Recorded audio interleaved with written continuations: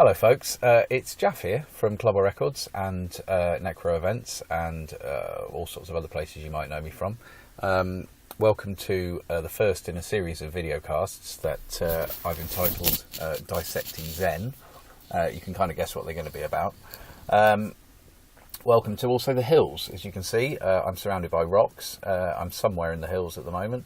And I thought I would just take a brief few moments to talk to you about what the hell these videocasts are going to be all about, and let you know a couple of things that I've been listening to. I've actually just been listening to the new Tronos album, which you may have heard of, called Celestial Mechanics. It's out on Century Media. It's another one of Shane Embry's projects. He's got more projects than Imelda Marcos had shoes, shall we say, but this is another one. He's with Russ Russell, the famed music producer, and also the drummer, or a drummer out of Megadeth, but Megadeth have had about 39,000 drummers, so this is probably one of the more insignificant ones. Anyway, so that's what I've been listening to, Celestial Mechanics. Check it out, it's very good. Sludgy, ambient, weird, it's pretty cool. Mastodon, maybe, I don't know. It's pretty awesome in places, so that's well worth checking out. So what are these videocasts going to be about, Dissecting Zen? Well, this first one's called Why Am I Here? Why the fuck am I here? Why are you here? Why are any of us here? That's basically the message of what this one's going to cover. Really, rather than sit here and talk about albums and music and stuff, which most of you know an absolute shitload about, so there's no point in me sitting here talking to you about it, I thought I would dig a little deeper and try not to be quite so comical, as I never am, because quite frankly I'm not a particularly funny person, but people do seem to laugh at me sometimes, which I take as some kind of compliment, even though they probably think I'm a massive fucking retard and has no idea how to behave in the world in which we dwell. But anyway, I thought I'd dig a little deeper and relay some personal messages, really, that I've learned over my life and have got me to where I am now. I don't regret any of them because they've made me who I am, and I think we do need these things to happen to find our way creatively and essentially as a human being. It's a journey, but you do get there in the end. So these are really based around the fact that I am a Buddhist, which may be faintly comical to some of you and downright fucking hilarious to others. I became a Buddhist about 7 years ago, and before that point my life had been, I'd been subjected to a vast array of glories that only serve to completely screw up your mind, confuse the life out of you, make you question existence before you understand exactly what existence is, and led me to a great deal of self-destructive behaviour patterns and anxiety, crippling anxiety, panic attacks, drinking white wine at 6 o'clock in the morning just because you have to go somewhere and you're panicking about the fact you're going there. I've done it all. I've been there, and I'm sure many of you have or are. I do sense that quite a lot of people aren't very happy at the moment and are maybe struggling with the concept of life and why they're here and what they're going to do or not going to do. So I thought I'd put these videocasts together to draw on some personal experiences and to hopefully help people out in some small way to understand better how you can be all right. Buddhism is singularly the most important thing that ever happened to me. It's completely changed my life. It changed how I look at things, and it fits perfectly within the metal scene and the extreme music scene. I mean, it's like it is a scene which questions everything yet protects itself from nothing, and it's a scene in which living within the moment, which is probably to all of you fairly familiar concept of Buddhism, is paramount. We live music, gigs, the hedonistic behaviour of your average metal fan or music lover does lend itself very well to Buddhism. So why are we here is probably a rather ridiculous question, because I have got absolutely no fucking idea why we're here at all. I would assume you were expecting me to say that, because I have no idea why we're here. But what I don't do constantly is question why I'm here. I live, and I've learned to live and train my mind to accept that I live within my reality, which is simply now, next to a load of rocks, talking to you on a phone, an iPhone, not product placement. So it's the journey to, it's learning to experience every moment and not understand every moment. That you'll never understand it. The universe is cripplingly confusing and will completely fuck your brain up.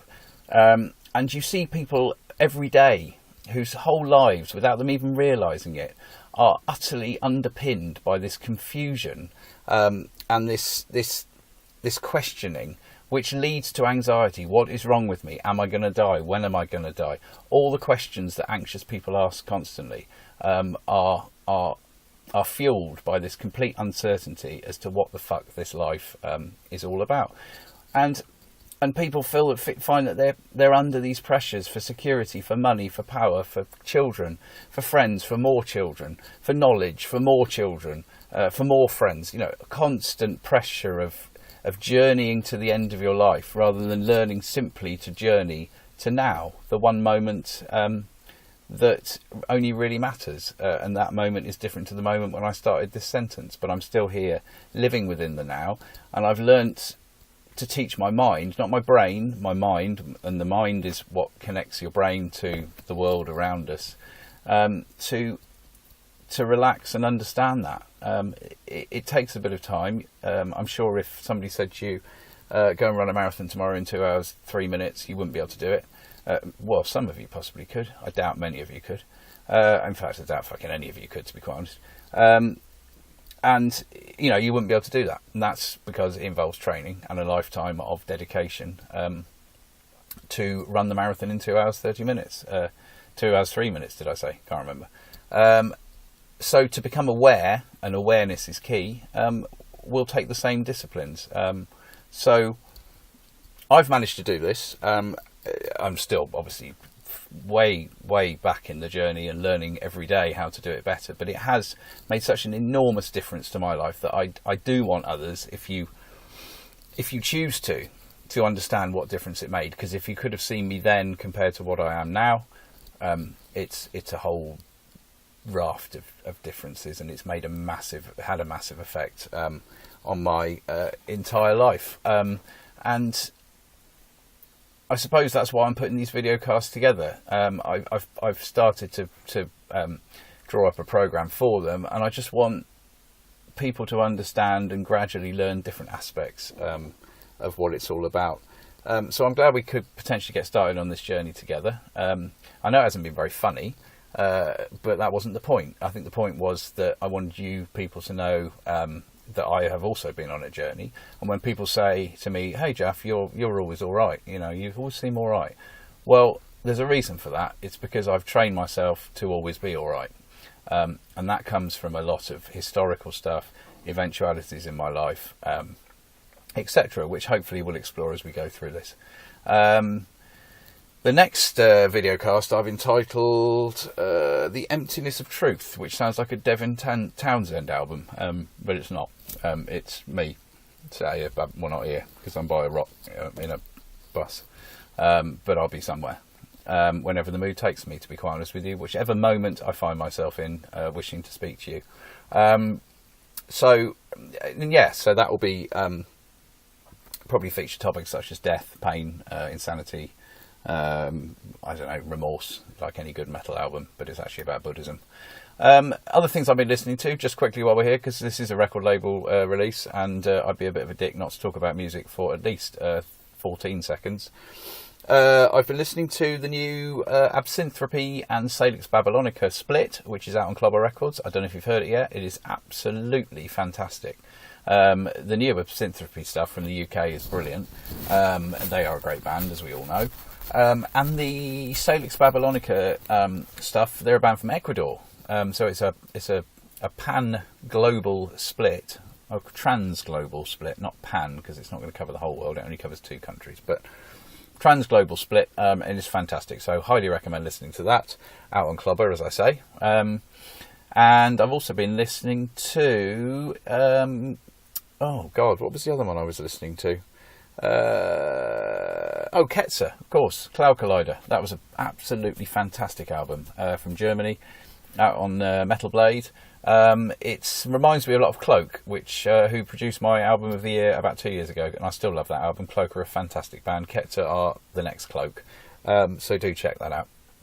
Anyway, I'm going to go now because I don't want to keep these too long, and I hope you join me for the next one, when I will suddenly spring up somewhere within my life and discuss Buddhism and the mind, which I hope in some ways helps. If not, just laugh at me and write a load of twattish comments underneath about basically you're a drunken twat and you don't know what you're talking about. Although I'm clearly not drunk now because I'm sat behind the wheel of a vehicle, which is exactly why I did this in the first place, to prove that I haven't been drinking.